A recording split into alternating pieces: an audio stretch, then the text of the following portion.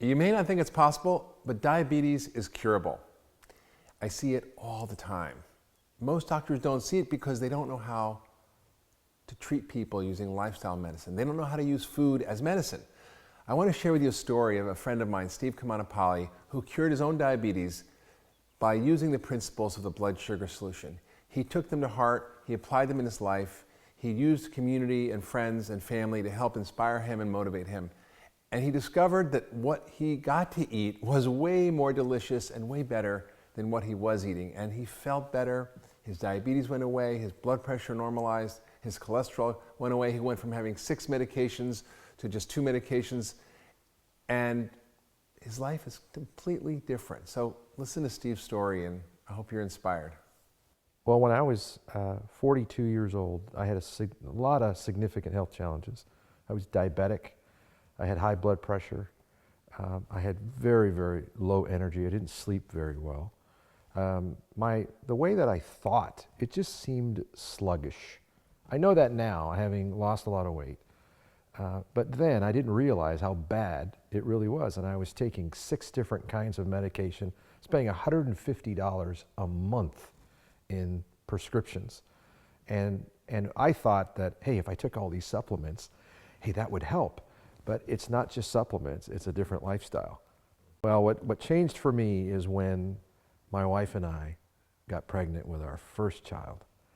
And that's when I realized that I may not be able to see her grow up because of the lifestyle that I chose. And I was secretly kind of dealing with that. And I remember one day, my wife said to me, you know, if you die of something prematurely that was preventable, we all expect to have long lives, but if you die of something that was preventable, I'm going to really mourn and grieve the loss of you. But I'll be very disappointed that you didn't do everything in your power to correct it for me and your children. That was like a knife in my heart. And my wife only had to say it once. And when she did, I got the message that I needed to change.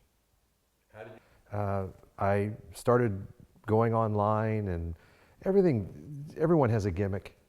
And it just seemed like if it was that easy, then everybody was doing it. And there had to be a way that just made sense.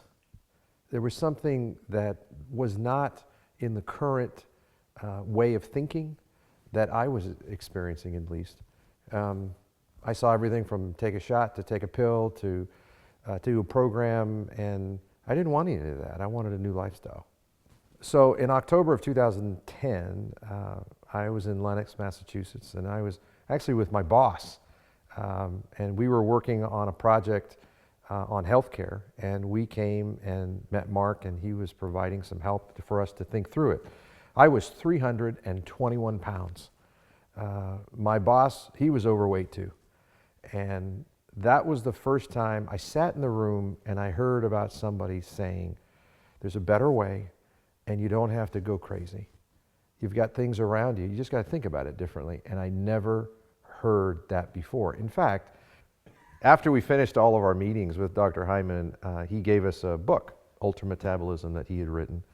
And we had a third guy with us as well. And on the way from his office to the airport, he read the book. And then I said, it was good? He said, makes total sense to me. So then I read it. And so between the two of us, we read it twice between the office and the airport. And by the time I got home, I was convinced this is the right way of managing my life. In the first 6 weeks, I saw dramatic changes, not only in the way that I felt, but they were measurable in my lab tests. I went home and I did my labs, did all of them, checked my cholesterol, checked my blood pressure, checked my sugar, checked everything, so I could have a starting point. And then 6 weeks later, we checked it again. I found that my triglycerides went from 380 to 80. I was diabetic and my sugar was normal. My good cholesterol went up by 20 points in just 6 weeks. My vitamin D level went to normal in just 6 weeks. It was just on and on and on. Every single metric that we tested was better, and I lost 35 pounds. 35 pounds. I was under 300 pounds for the first time in a long, long time. So after I left Dr. Hyman's office, he gave me a book that he wrote called Blood Sugar Solution. And I read it within a matter of days. And my wife read it in a matter of days. And we both looked at each other and said, duh, this makes total sense. And the one thing that was, I mean, at 321 pounds, needless to say, I loved food. I love all kinds of food. Anything on the planet, I can make it work. And I have a great love of a variety of foods. But what I realized is there is a whole section of food I've never tried, and it was good for me. Well, since the first time I saw Dr. Hyman, it's been a year and a half. And in that year and a half, I've noticed a lot of good things and bad things about myself. On the bad things, I realized I'm an emotional eater. And I had to focus on dealing with the stress and the anxiety of life in different ways, in fact, more effective ways than just eating. I also realized that the people around me, they were kind of pushers. They would often say, here's a donut, here's a piece of pizza, you'll feel better, let's eat. And that wasn't the right thing for me. It's probably not the right thing for anybody. There are other ways to manage the stress. On the good side, I realized there's a whole bunch of foods that I enjoy now that I never thought I would ever in my life. Like tofu. I mean, are you kidding me? Tofu? I absolutely love it. Kale? I thought kale was a garnish. But I absolutely love it. It's good stuff. And what's happened to my taste buds is that things are sweeter. Who could imagine that broccoli could be sweet? That Brussels sprouts could actually be buttery with no butter? Who could imagine that? But it's the way it was created. And so that was a big aha for me. Since then, I've lost nearly 90 pounds, and I still got another 37 to go to reach my goal weight, and I'll get there. But I'm not doing it in, trying to do it overnight. I'm doing it little by little. And for me, the big aha was change it up. If something doesn't work and you just feel like you're plateaued, or just change it up. So I'll go through a season of I'm not going to eat gluten, I'm not going to eat dairy, I'm not going to eat anything white. I'm just going to eat fruits, vegetables, and lean proteins. Great. Then there'll be a season where I eat whole grain wheat again. But I just keep changing it up so I can maintain focus for 6 weeks at a time, 4 weeks at a time. And when you think of it in that terms, it's doable. You don't have to be worried about what I'm going to do the rest of my life. That's too much. Nobody can deal with that. One of the questions that I get a lot of is, do you ever felt like you were hungry? Did you feel like you were missing out because somebody else was having ice cream and you had a bowl of strawberries? And the fact is, I didn't. As strange as that sounds, it sounds counterintuitive. And if someone's listening to this and they're like me and they like food, you know what it is to be hungry and you know what it is to feel deprived. I did too. But I'm telling you, I don't feel that way. In fact, I feel quite satisfied in what I'm eating. Food is medicine. That's what it is. It's medicine. It's the number one thing I put into my body that influences how my body operates. And when I got that idea, everything changed. One of the things that really contributed to the success that I've had is telling my friends that, hey, this is what I'm doing and I need your help to make this thing work. So please don't entice me with food that you know I shouldn't be eating, and encourage me to keep going. I'm part of a group of guys, and we hang out every week, and I told them, guys, this is what I'm doing, this is why I'm doing it. In fact, I have a picture of me at my heaviest when we all got together and we decided, it was my idea, we all decided that we were going to have ribs for breakfast.